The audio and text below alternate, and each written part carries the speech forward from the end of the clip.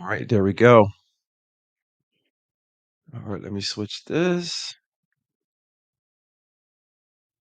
All right, guys, this is Colin Nathan Alim, the real estate boy, and welcome to the Real Estate Boys Investor Academy.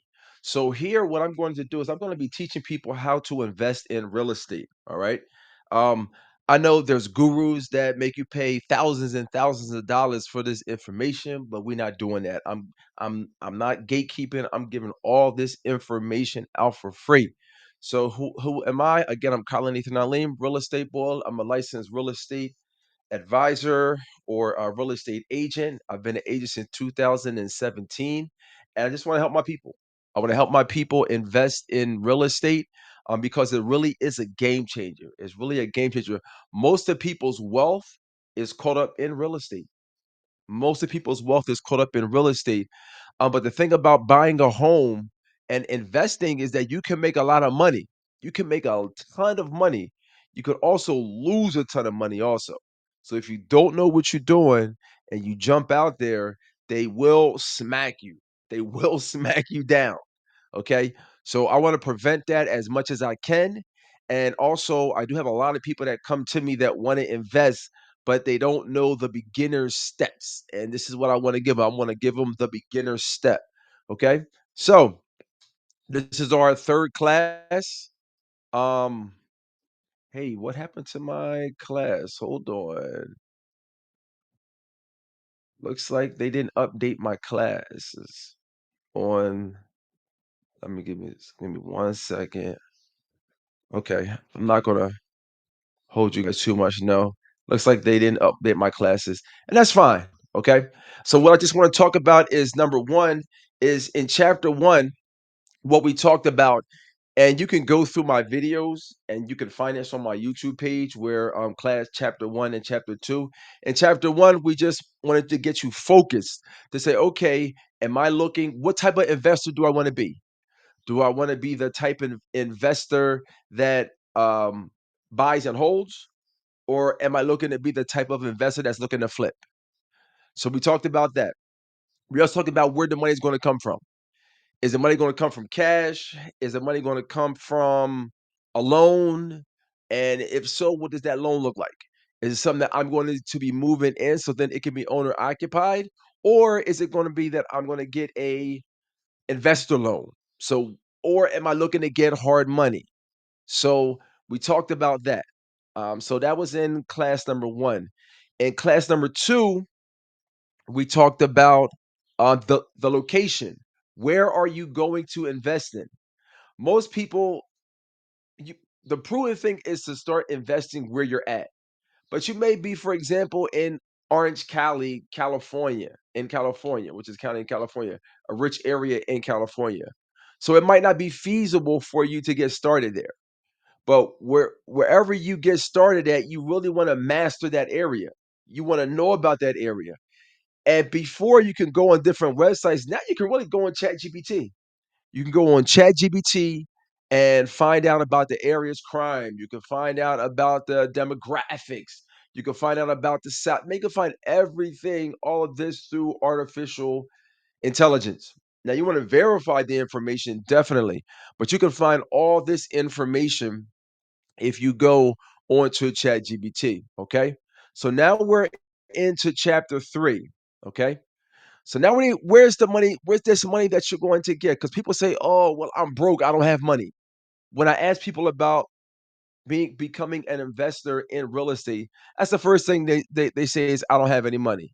Oh, people investing, you got to have a lot of money to invest. That's not the case. Okay. Most people aren't actually broke. If you look at a person's situation, most of the time they're not broke. Okay. Most people spend regularly on non essentials despite claiming that they're broke. If you look at a person's budget, most of the time they're spending their money on things they really don't need. And that's what's keeping them broke. Okay. Also, real estate investing isn't prioritized in their budget. So if you look at their budget, real estate investing is now prioritized. They're not putting any money towards real estate investing. What is that saying? You should. If you're looking to become a real estate investor, you should be putting some money away to invest in real estate. Okay. That should be one of your line items on your budget. If you don't have a budget, get one. If you need help with getting one, go to ChatGPT. Go to ChatGPT and ask them, okay, how do I make a budget? Also, the true issue is savings discipline, not insufficient income. Okay, not insufficient. With most people, the problem is a savings discipline. They can't discipline themselves to save because they got to buy this, they got to buy that, they got to have the new drawers, they got to have this, that, and the third. Okay, so people aren't broke. The issue is that they have a savings discipline issue. Okay, so let's move on. Also, with real estate investing, you have to know your numbers. You have That's what it's about with real estate investing, which is different than if you bought a house as like your first time house. When you're going to buy a house that you live in, the first thing that you do is go see the property so you can get those warm and fuzzy feelings. Why? Because you're going to have to live there. You're going to have to live there. So you need to know, you need to get a feel for the property. When we're talking about investing, when we're talking about investing, you need to know the numbers. Going to see the property is the last thing you're going to do. Again, going to see the property is the last thing you're going to do. You need to know the numbers if you're going to be a real estate investor. So, what are the numbers? First of all, what's your total? You need to calculate your total investment. What's your total investment going to be? What's going to be your down payment? What's going to be your closing costs? What's going to be the rehab? Okay. So all that is going to equal your true target.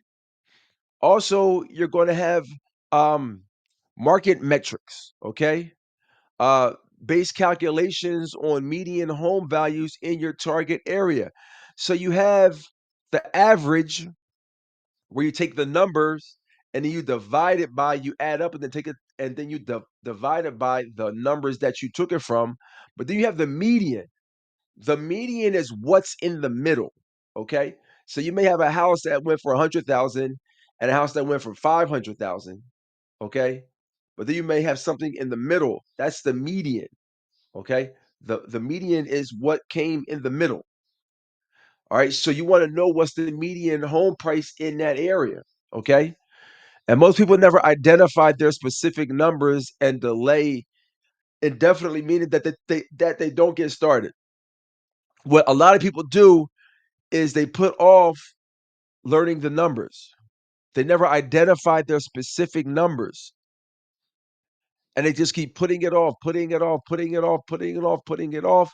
And they never do anything. They never do anything. They never do any real estate investing because they don't look at the numbers. You got to look at the numbers. I know it's easy to let me get a feel for it, but you got to get good at the numbers. It's a must with real estate investing. Now, how to calculate your investment budget. That's probably going to be your next question. How do I calculate my investment budget? Okay. 20 to 25% of the home price of a conventional loan is going to be your down payment. That's going to be your down payment. I would probably go for 20 or 25. Okay. FHA is 3.5, but for FHA, it has to be an owner occupied. You have to be able to live in the property. So where would that take place at? If you're looking to buy a multifamily property, for example, a duplex or a triplex or a quadplex, and you're looking to live in one of them, then for the down payment, you can use 3.5 with FHA. But FHA is not for investing. Okay. Also, closing costs. So you have the down payment, but you also have closing costs also. Closing costs can be 2 to 5% of the home purchase price. Okay. And what's vital is your rehab cost. Estimate based on property condition and your investment strategy. Because what's your investment strategy? Are you just trying to get it to where it's livable, or are you trying to get high end finishes? Again, going back, everything's going to go back to your investment strategy. What is your investment strategy? So you need to know what your down payment is going to be. You also need to know what your closing costs are going to be, and you need to know what your rehab costs are going to be. That's probably one of the most important things is your rehab costs because you got to kind of gauge is this a good deal or it's not a good deal. Okay. Next, you want to find the ARV. The ARV is after repair values. How do you find that? If you're not a real estate agent and you don't have access to the MLS, you can use Zillow. Okay. Use Zillow to find the value averages. Now, you can use Zillow, you can use Redfin, you can use Realtor.com. You can use any of these platforms to go out there and find out, okay, this house that I'm looking to buy, if I fix it up, how much is it going to be? If you're looking to rent, then you'll find out what the rents are in that area. If you're looking to flip, then you're going to find out, okay, what are the prices that homes have sold in that area? So you can research Zillow. It says on here to download city data, but you can always go to ChatGPT. You can always go to ChatGPT and see, okay, what do they say that the price is? Now, here's the thing with Zillow, Redfin, Realtor.com, even ChatGPT.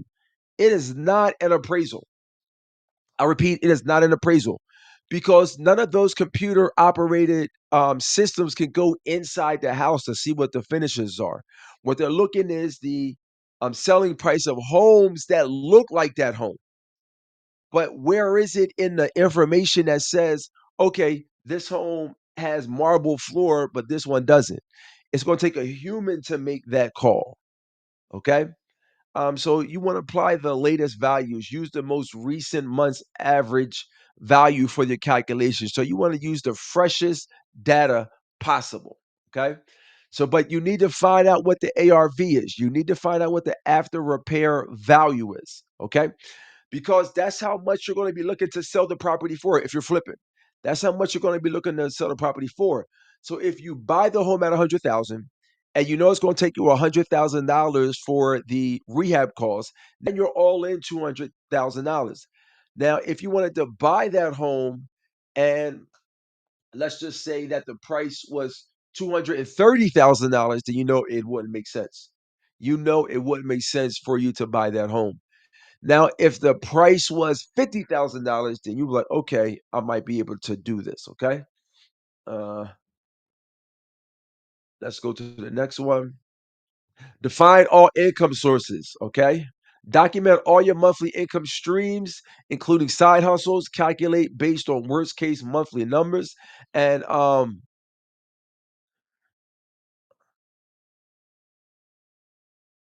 accurate income knowledge reveals your true investment capacity. So you want to make sure that you're being accurate. You want to make sure that you're being accurate with the numbers. So you need to write all this down. You need to write where all your income is coming from. Okay. You also want to cut expenses with intentions, okay? What you want to do is make a comprehensive list of everything you spend money on in the last year or this year so you can start cutting some things out, okay? Identify which expenses can be eliminated, immediately reduced, or eliminated. Do you have a credit card out there that just has a balance that's just kind of floating and you can call and get that cut? You want to do that, okay? Remove subscriptions and luxury habits to drastically increase your savings rate.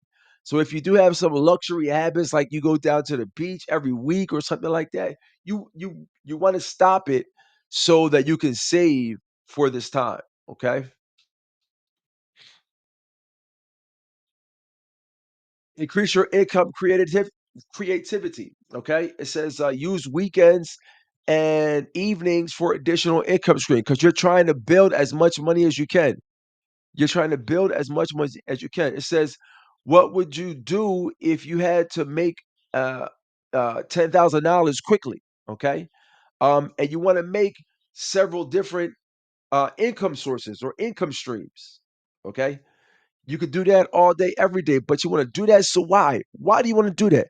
So you can gain more money. So once you gain more money, then you'll be able to buy better homes per se.